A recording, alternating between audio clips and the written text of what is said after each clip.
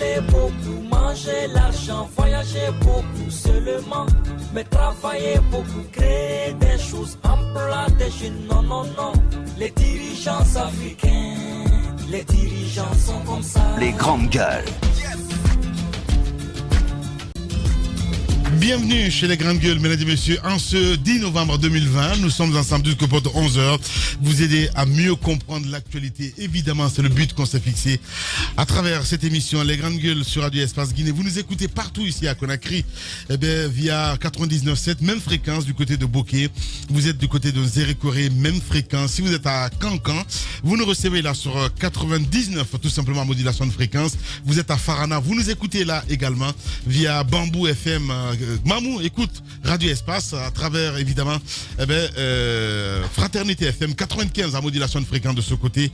Encore une fois, merci de rejoindre l'équipe, mesdames et messieurs. Plusieurs mots s'offrent à vous évidemment pour interagir sur nos sujets. Soit vous partez sur Twitter, je sais que je vous recommande d'ailleurs fortement hashtag Espace GG. Sinon, l'autre numéro de téléphone qu'il faut composer, c'est le 00224 657 39 13 13. Avec plaisir, nous allons prendre en compte vos messages. Si vous le voulez bien, un peu plus tard dans cette émission, les GG sur Radio Espace. À la une, il faut retenir, il voulait déjà regagner donc son deuxième pays. Il s'agit bien du président de la nouvelle génération pour la République, comme Sidia Touré. À la veille donc du scrutin du 18 octobre dernier, Ibrahim Abessila s'est vu confisquer donc son passeport américain sans qu'on lui dise les raisons, empêché donc ainsi de sortir du pays. Il compte désormais sur l'intervention du département d'État auprès des autorités guinéennes. M. Abessila, candidat malheureux donc aux élections présidentielles, compte réagir aux résultats définitifs donnés samedi dernier par la Cour constitutionnelle. Abessila, vous allez l'entendre ce matin chez les GG sur Radio Espace Guinée. Crise de carburant dans plusieurs localités du pays et pour cause, l'interdiction de la vente des produits pétroliers au marché noir. À Conakry, les agents de police ont effectué donc des descentes dans les quartiers et à la chasse des vendeurs de proximité. La mesure est généralisée donc au monde rural où il n'existe pas de station de service. Hélas, la crise se fait déjà sentir. Le prix du litre a nettement augmenté donc dans les villages et difficile de se procurer évidemment du carburant. Pourtant, l'arrière-pays vit grâce au déplacement des mototaxis. Le dit ce matin Jacques Livalino. L'Union pour la défense des droits des consommateurs ne comprend pas qu'une telle décision ait pu ignorer cette réalité. Mbani Sidibé, président de l'Union pour la défense des consommateurs. Vous allez l'entendre ce matin chez les GG sur Radio Espace Guinée. L'ancien président Amadou Toumanou Touré a tiré donc sa révérence, arrivé donc au pouvoir en 2002. ATT, comme on l'appelait affectueusement, a été donc renversé en 2012 alors qu'il s'apprêtait donc à céder le palais de Koulouba au terme de son second mandat. L'ancien président malien putschiste en 1991 a très vite revêtu l'image du soldat de la démocratie puisqu'il a accepté évidemment d'organiser la présidentielle et partir. Pendant 10 ans, il a prôné le consensus qui a malheureusement révélé ses limites avec la révolte, voilà, il faut le dire, et bien d'autres groupes armés. On essaie de comprendre ce matin. Que retenir de l'homme? L'ancien Premier ministre guinéen, Cabinet Komara, répond aux questions des GG et nous allons joindre du côté de Bamako Benson Diakité, un proche. Il était évidemment responsable de communication du côté de la présidence à Bamako, donc au Mali. Bienvenue chez les Grandes Gueules. Bonjour Jacques Livalino. Bonjour Lamine, bonjour à tous. Bonjour mon cher Roby, bonjour. Bonjour à tous. Bien. Bonjour Ahmed Kourouma, bonjour. Bonjour. Bonjour Madame Yoro. Bonjour Lamine, bonjour à tous. Moussa Moïse Silla, bonjour. Bonjour Lamine El Girassi. Bienvenue mon cher Moussa. Allez, on s'intéresse évidemment à l'actualité avant d'en venir évidemment sur cette information qui nous a appris tard la nuit, le décès de Benson Diakité. Amadou Toumani Touré. Qu'est-ce que je raconte? Voilà. Je suis complètement ailleurs. Oula, t'es pas réveillé. Ouais, je suis bien réveillé. Sale temps pour les activistes, hein, mon cher Moussa Moïsi là. Les activistes en Guinée. Oui, bien sûr, avec les différentes arrestations qui continuent et autres. Ouais. Et la condamnation de... Exactement, de Saïkou Yaya, contre lequel le procureur n'a pas encore été condamné, non? Non, c'est une réquisition plutôt. Le procureur demande, il a la main un tout petit peu lourde, il demande 5 ans d'emprisonnement ferme pour une raison qui, selon moi, aurait pu être moindre si ça n'avait pas été porté sur le terrain politique.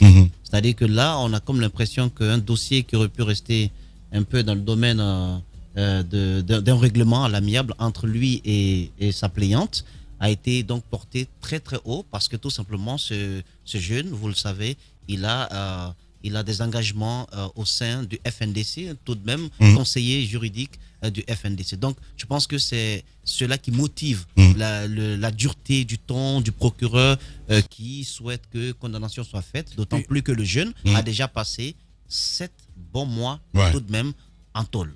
Je trouve que il faut pas utiliser tout le temps la justice comme un instrument de règlement de comptes.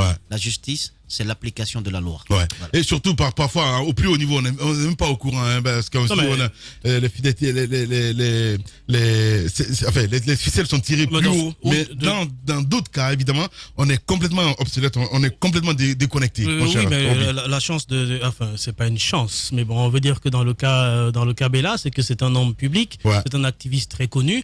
Mais en l'espèce, je crois qu'en l'espèce, il y a eu une plainte contre Bella, une plainte de cette dame qui. Saïkouyaya, pardon. La plainte de cette dame pour injure publique et plusieurs autres diffamations et plusieurs autres griefs qui sont relevés contre lui. Je pense que dans le cas d'espèce, pour avoir approché un peu la juridiction de Dixine, c'est que seul le plaignant a le droit de désister à sa plainte et d'écrire formellement sur papier qu'il désiste de sa plainte contre Saïkouyaya, et c'est seulement à ce moment-là que le procureur peut pouvoir régler à l'amiable entre les deux cette histoire. Malheureusement, ça n'a pas été le cas.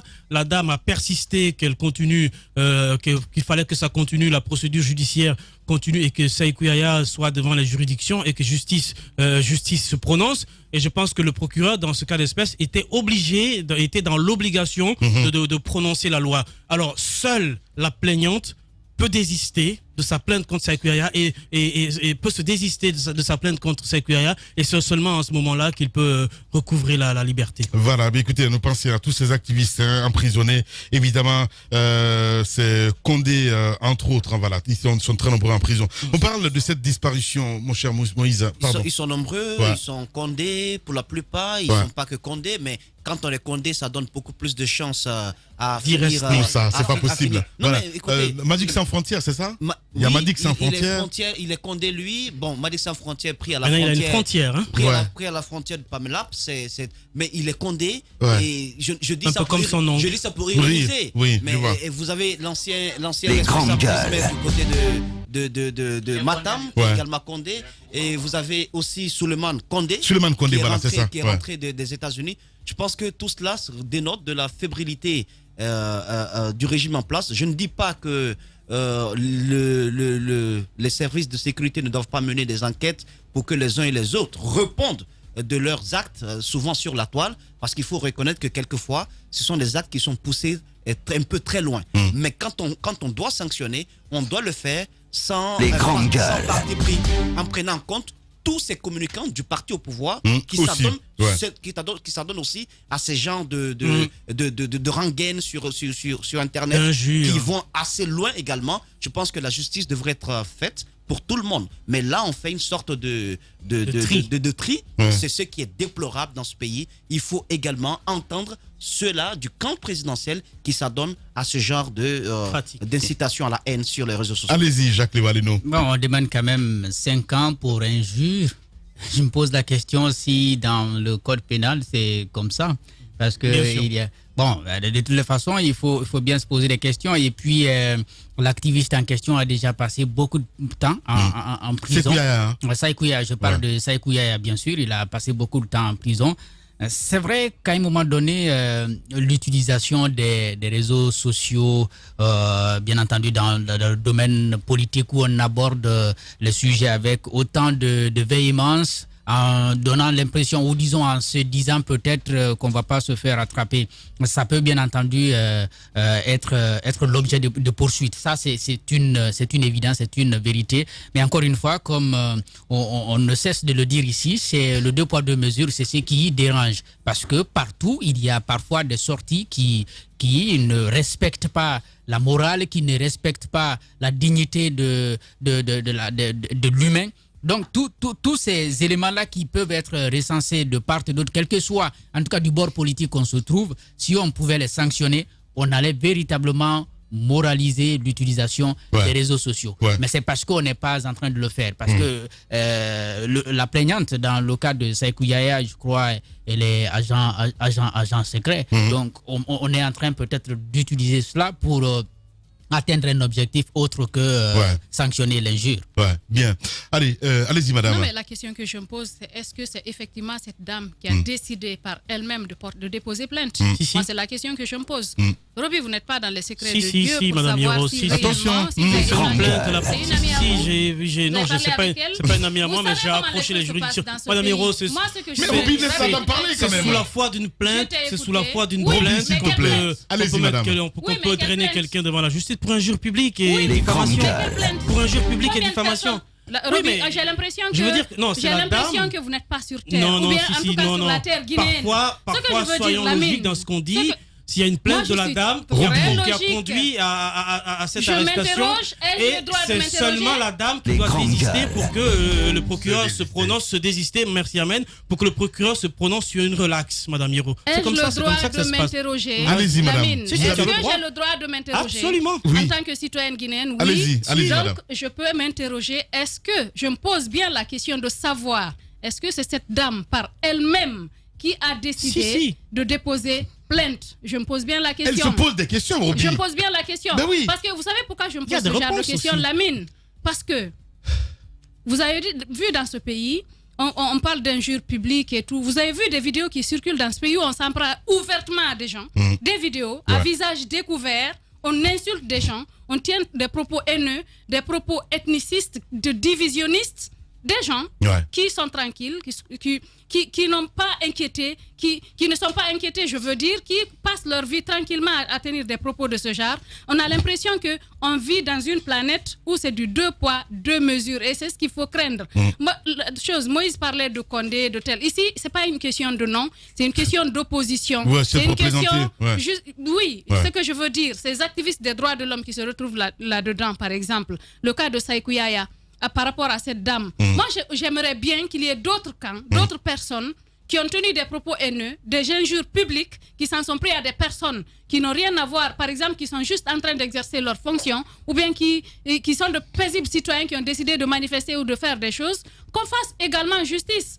Mais à ce jour, parce que tous les rapports qui sont produits par rapport au respect des droits de l'homme à l'international avec les organisations de défense des droits de l'homme, c'est ce qu'on dénonce. Et il faut s'interroger et dénoncer ce genre de pratiques. Dans un pays où la balance pèse d'un côté, on ne parle pas de justice, Lamine. On ne parle pas de justice, on parle de dictature, on parle de violation des droits de l'homme.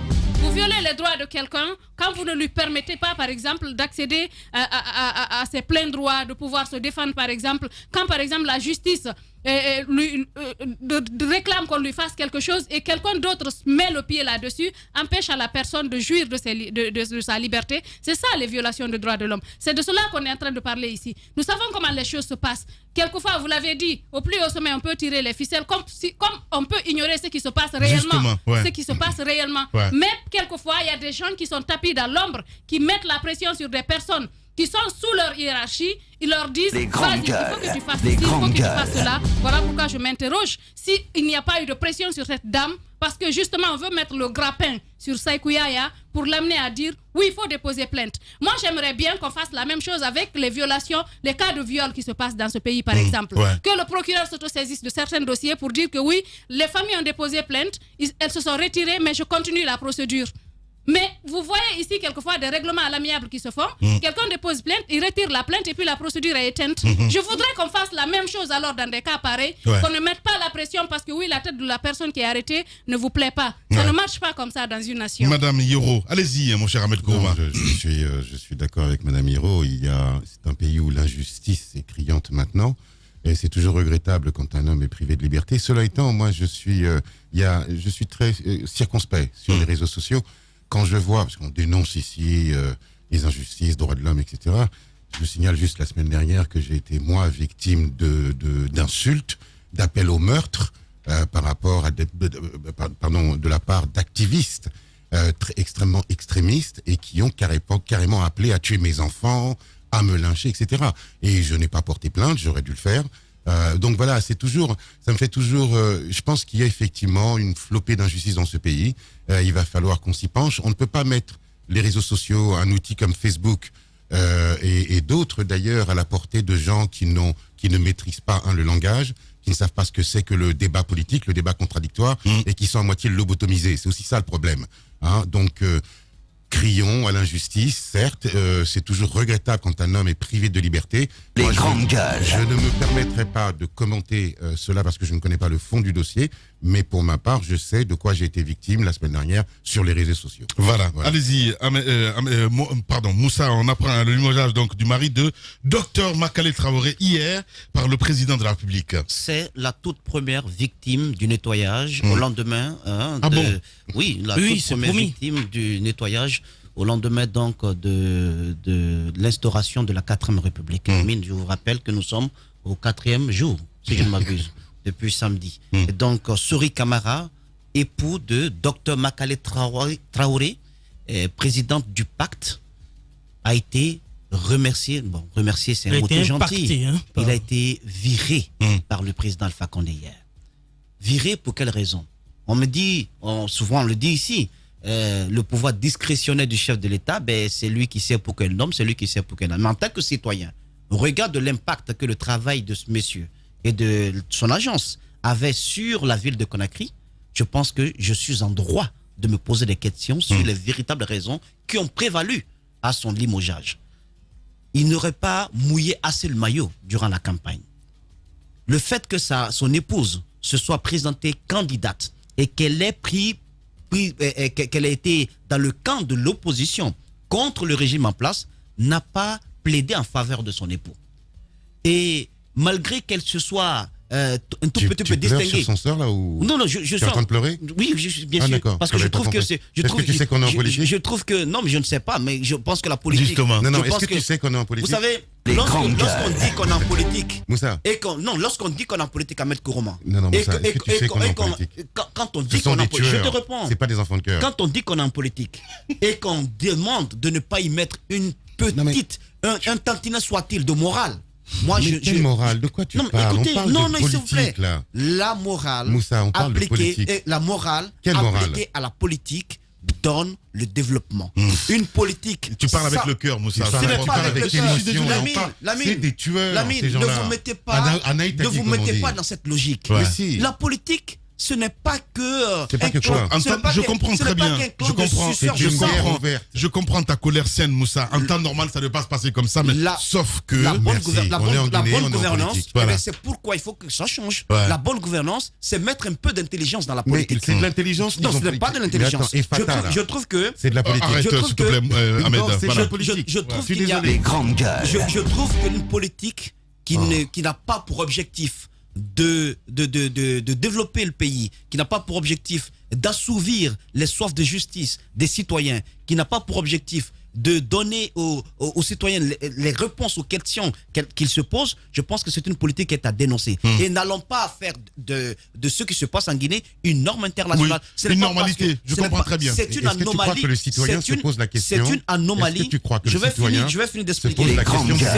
C'est une anomalie démocratique. Je pense que dénoncer cela, c'est déjà un pas pour que les choses changent. Mais dire, mais c'est comme ça, ça marche ainsi. Mais vous êtes en train de faire d'une habitude anormale une sorte de coutume, une sorte d'habitude, une sorte de loi. Ce n'est pas normal du tout. Je trouve que Souri Camara paye pour l'engagement politique de son épouse, ce qui est extrêmement grave, d'autant plus qu'on dit que l'administration doit être neutre. Ce monsieur était à la tête d'une agence qui n'avait pas pour rôle d'habiller les déchets plastiques et autres en t-shirt jaune. Il était à la tête d'une administration qui avait pour rôle de nettoyer la ville de Conakry, de curer les caniveaux, de mettre en place un dispositif pour que les camions puissent ramasser les poubelles. Bon sang de Dieu, qui n'a pas vu ces poubelles installées le long des routes à Conakry? Qui n'a pas vu Al-Bayrek avec Pichni, ces organisations avec lesquelles ils ont signé des contrats, travailler main dans la main pour que la ville de Conakry puisse changer? Quand c'est bon, c'est bon. Au moins, il y a des résultats avec ce monsieur-là. On ne peut pas le virer comme ça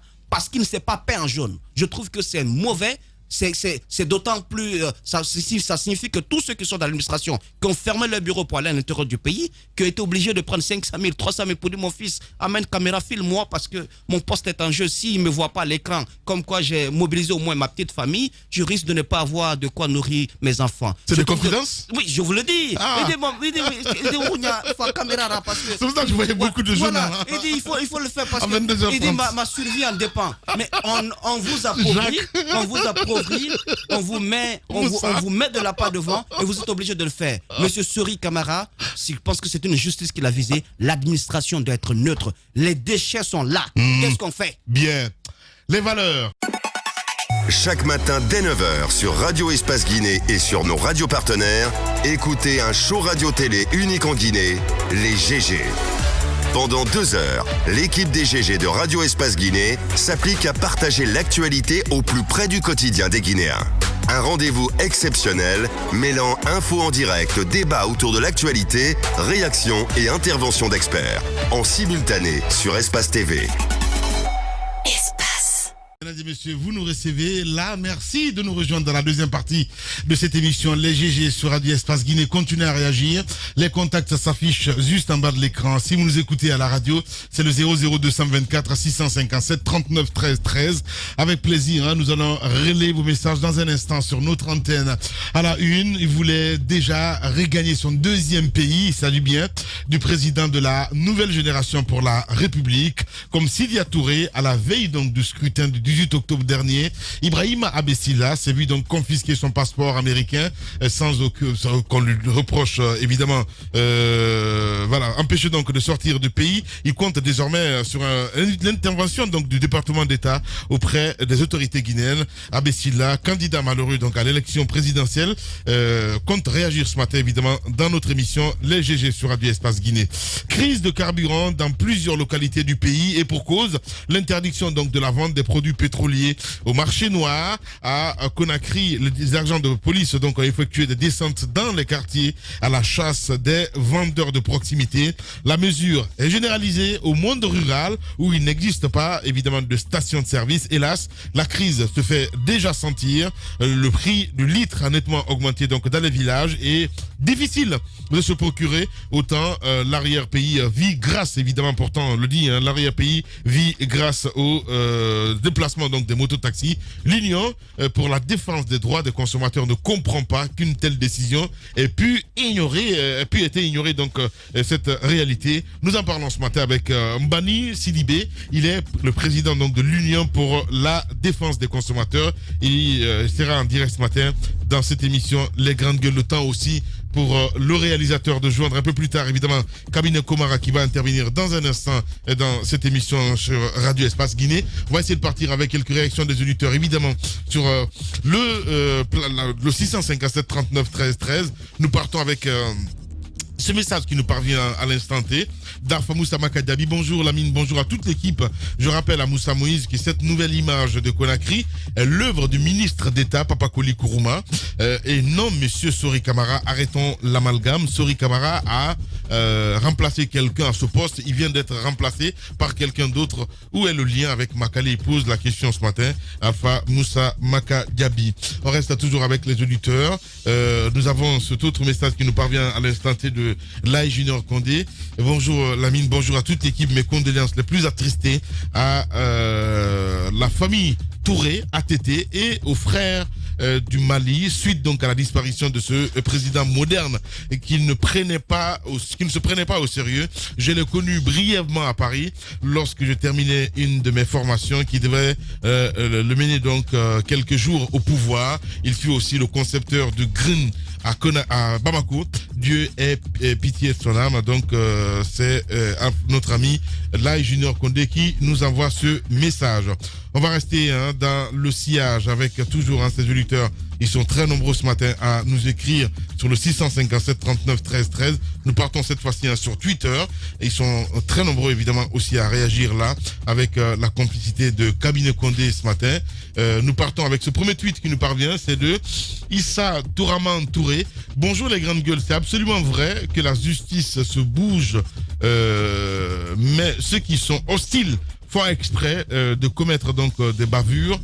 puis attendre que la justice se bouge de leur côté, qu'elle se bouge pour tout le monde. Voilà, c'est un auditeur qui nous envoie ce message. Nous restons avec cet autre aussi, Adama, qui nous écrit sur Twitter. Bonjour les grandes gueules. L'affaire de Sékou Yaya est un dossier très lourd et plein de non-dits, et comme le cas de Colonel Barry par exemple. À un moment donné, il faudrait que la justice fasse une preuve de neutralité. Vive la Guinée et vive la démocratie. Que Dieu bénisse notre pays. On reste avec Bamba Ibé aussi qui nous écrit: Dieu a donné, Dieu a répit, paix à l'âme donc du président Toumani Touré, Amadou Toumani Touré, que Dieu veille sur son pays ainsi que des pays de la sous-région. Hashtag espace GG. On reste avec ce tour aussi, lui c'est Tché Kourouma Ibrahima qui nous écrit: bonjour les grandes gueules, bonjour la mine. Voilà, qu'est-ce qu'il vive la vente, qu'est-ce qu'il dit? La plus, je comprends pas du tout mon cher ami. Sincèrement, si tu ne t'appliques pas, ça va être très compliqué. Il parle évidemment de la vente illicite de carburant, donc voilà. Malheureusement, je ne peux pas le dire parce que c'est mal écrit. Voilà. On y va avec Yula qui nous écrit aussi: bonjour les GG. Nos institutions ne sont pas républicaines et car elles défendent elles-mêmes et les personnes qui y trouvent leurs intérêts. Avec une justice sélective, il faut s'attendre à tout car elle ne fait en fonction du manteau des clients. Donc hashtag espace GG. On reste avec Maguiné aussi qui nous écrit: moi je me demande parfois si le gouvernement guinéen n'a pas qu'est-ce qu'il veut dire, je comprends pas. Merci. Allez, on y va avec Silla Mamadou qui nous écrit: bonjour les grandes gueules, bonjour la radio espace. C'est juste pour dire que c'est juste pour vous dire de faire aussi la part entre les activistes et les anarchistes comme Madik. Est-ce que vous avez regardé les vidéos que lui il postait sur les réseaux sociaux? Voilà, il nous pose la question ce matin. Malheureusement, je suis pas sur Facebook, mon cher ami. Allez, on y va avec Mamadi Sena aussi qui nous écrit sur Twitter. Mamadi Sena, bonjour. Je suis d'accord qu'on soit activiste, mais pas insolent. Voilà, car l'activisme c'est pas pour insulter les gens. Voilà. C'est les vrais gens qui s'expriment ce matin sur Twitter. On y va avec Povogui Augustin aussi qui nous écrit: je pense que la Guinée renoue avec les vieux démons tels que l'arrestation clandestine et autres. Le pays ne peut se développer ainsi. Merci beaucoup. On reste avec Siba qui nous écrit aussi: l'interdiction de la vente du carburant sur le marché noir n'est pas une décision mûrie. Elle est politique et non fondée. Merci. On reste avec Ousmane le Noble qui nous écrit: bonjour, c'est vraiment triste que quand tu es de la mouvance présidentielle, tu bénéficies toute la protection possible, mais quand tu es de l'opposition, même si tu ronfles la nuit, le beau matin, tu iras en prison. C'est pas possible, c'est pas possible. Les gens sont fous. Hein. Aïe, aïe. Bien, on y va avec Mohamed Damaro Kamara aussi qui nous écrit: bonjour les grandes gueules, bonjour à toute l'équipe. Ça c'est sûr, Cabinet voulait vraiment mettre l'ambiance dans le studio ce matin. On nous envoie ce tweet là, c'est pas possible. Oh, yeah. On y va avec cet autre tweet qui nous parvient. Bonjour les grandes gueules. On dit que Moussa Moïse ne suffit pas ce matin quoi, pour sortir les larmes. Allez, on y va avec cet autre. Bonjour les grandes gueules. Mes condoléances évidemment au peuple malien. Donc lui c'est Mohamed Damaro Kamara qui nous envoie ce message. Merci. Youssef Kaba qui nous écrit aussi: bonjour les grandes gueules. Au peuple du Mali, au peuple frère du Mali, j'adresse toute ma compassion en dépit de la crise sécuritaire qui s'était emparée du Mali. Vers la fin de son mandat, ATT fut un grand homme d'État. Aucune œuvre humaine n'est parfaite. Qu'Allah lui fasse miséricorde et console donc sa famille. Merci beaucoup, mon cher Moïse. On va essayer de partir sur le terrain dans un instant. Et c'est Cabinet Komara qui nous allons joindre. Oui. Cabinet qui a côtoyé et ce grand homme aussi, mon cher Moïse. Le Premier ministre guinéen, donc Cabinet Komara, qui connaît très bien l'ancien président malien, Amadou Toumani Touré. Et il a un témoignage à faire sur les relations privilégiées qu'il avait avec ce dernier, notamment lors de son retour au Mali, après avoir passé 7 ans du côté du Sénégal, en exil, comment il a été accueilli, comment tout cela a été rendu possible, et puis ces derniers jours du côté de la Turquie avec cette maladie qu'il traînait. Donc c'est un monsieur qui est touché, il est guinéen, mais il était très proche de l'ancien président malien. Il est touché dans sa chair, il est touché parce que pour lui c'est également une énorme perte pour toute l'Afrique. Voilà. Les grandes gueules. Monsieur Komara, bonjour. Bonjour. Vous avez appris donc cette perte, la disparition de l'ancien président malien. Commencez par nous dire, il était qui pour vous, au-delà bien entendu de ce poste, ces postes qu'il a occupés, n'est-ce pas, à la tête du Mali? Je commence d'abord par présenter mes condoléances les plus émues à son épouse, à ses enfants et à tout le peuple du Mali pour cette grande perte. Mes relations avec ATT sont, au-delà de ce que les gens peuvent imaginer, extrêmement intimes. Nos relations ont commencé dans les années 2010, quand j'étais en Égypte. J'avais pour coutume de réunir tous les samedis à la maison chez moi les étudiants guinéens qui étaient à la Sorbonne pour que chacun traite un sujet sur l'Afrique de façon à ce qu'ils ne perdent pas contact avec leur régime. Et à l'occasion d'une de ces soirées, il s'est mis à présenter un thème sur l'histoire de ATT. Il se disait qu'il était surpris qu'ATT ait quitté le pouvoir il y a 10 ans et qu'il veut y revenir. Il y a eu un débat autour. Et une semaine après, à Chance, j'étais sur le même vol qu'ATT, et je lui ai dit, Président, cher ami, j'ai mon fils qui s'interroge sur la raison de votre retour, de votre volonté de retourner au pouvoir. Il a souri et me dit, nous sommes à 2 mois de vacances, fais tout pour que tu viennes avec tes enfants au Bamako, je vais le recevoir et lui dire pourquoi je vais me représenter. Effectivement, nous sommes revenus, mes enfants et moi. Il a organisé un dîner chez lui à la maison avec sa femme et ses enfants. Et il dit à mon fils, Mohamed, si un Africain te dit qu'il n'aime pas le pouvoir, il aura menti. J'étais obligé de laisser le pouvoir la première fois parce que c'était pour sauver le pays, le Mali. Si je le gardais, c'était le Mali qui perdait. Je voulais revenir cette fois-ci parce que je me sens davantage plus sûr et plus mûr pour apporter une nouvelle contribution. J'ai besoin de vos bénédictions à tous. Ce n'est pas du tout par la volonté absolue d'un pouvoir que je viens, mais pour servir le pays. Et quand il est arrivé au pouvoir, il m'a dit, écoute, chaque fois que j'allais en campagne pendant ce mandat, je rappelais l'histoire de ton fils en disant que c'est ton fils qui m'a posé cette question et je réponds au peuple malien pourquoi j'ai cédé le pouvoir la première fois et pourquoi je suis revenu. Et nous avons maintenu ces relations extrêmement intimes et croyez-moi, quand je suis arrivé Premier ministre, il m'a envoyé des témoins et des soutiens extrêmement serrés, tels que le Premier ministre actuel, Juan, qui était son ministre des Affaires étrangères, et qui est venu une fois vraiment me remonter le moral au nom de ATT pour que je tienne bon, que je ne cède pas par rapport aux pressions qui voulaient que je démissionne. Il me disait, tiens bon, la Guinée aura besoin de toi. La Guinée a besoin de toi parce que tu quittes maintenant, c'est le pays qui va aller en Dambou. Et par chance, justement, j'ai suivi ses conseils. Alors, histoire intime, en 2012, lorsque j'avais quitté déjà la primature et que j'étais à Bamako pour le forum de Bamako, il avait coutume de nous recevoir tous au palais de Kouliba. Et la menace était déjà au nord. ATT a été une victime de la crise libyenne. Et comme par miracle, il nous a réussi et a expliqué sa version de la situation. Et quand il a fini, j'étais avec Alain Foucault. J'ai dit, mais Alain, je ne suis pas sûr que ce que ATT nous a dit a été enregistré parce que c'est très profond. Personne ne sait ce qu'il a dit là. Il savait ce qu'il a dit là. Et je suis revenu voir son responsable de communication en disant, mon frère, il faudrait que vous permettiez que nous puissions décaler tous les protocoles, que ATT soit interviewé pour qu'il dise ce qu'il vient de dire. Celui-ci a dit non, et je l'ai brûlé, la toute politesse, je suis allé directement voir ATT, qui m'a dit, mais oui, je suis d'accord. Et croyez-moi, c'est cette interview qui a été sa confession, qui a expliqué sa version des problèmes du Nord, pourquoi les gens sont venus, comment ils témoignaient. Et c'est ce qui a permis au gouvernement français, Alain Juppé et autres qui venaient des Affaires étrangères, de comprendre la réalité. Quelques temps après, il a perdu le pouvoir et il est allé en exil au Sénégal. Et alors là, moi, je suis retrouvé au Sénégal, au commissaire de l'OMVS, j'ai passé 4 ans, lui, il en a passé 7. Nous étions régulièrement en contact. Comme l'a dit tout à l'heure Bertrand Diakité, il était extrêmement meurtri d'être en exil. Mais il était surtout meurtri par les propos qu'on tenait contre lui. On l'accusait de tout. Et il voulait absolument avoir la possibilité de s'exprimer. Mais il n'a jamais voulu intervenir dans les problèmes. Il a commencé à préparer ses mémoires, et il me disait que son plus grand regret, de ne pas pouvoir être allé au terme de son mandat et de bénéficier de Plémo Ibrahim, parce qu'il pensait qu'il méritait d'avoir conduit son pays de façon démocratique et qu'il méritait d'être reconnu. Et il préparait ses mémoires.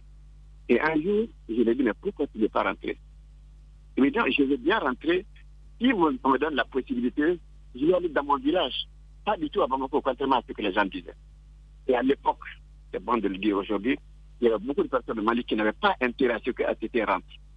Et qui disaient toutes sortes de choses au président Ibeka en disant qu'il voulait absolument venir réclamer un palais, réclamer ceci, cela. Jusqu'au jour où Alain Foucault est venu aussi le voir. Il a dit la même chose à Alain Foucault. Et Alain est allé voir le président Ibeka. Il lui a dit, président, il faut que vous laissiez rencontrer entre Ibeka et ATT.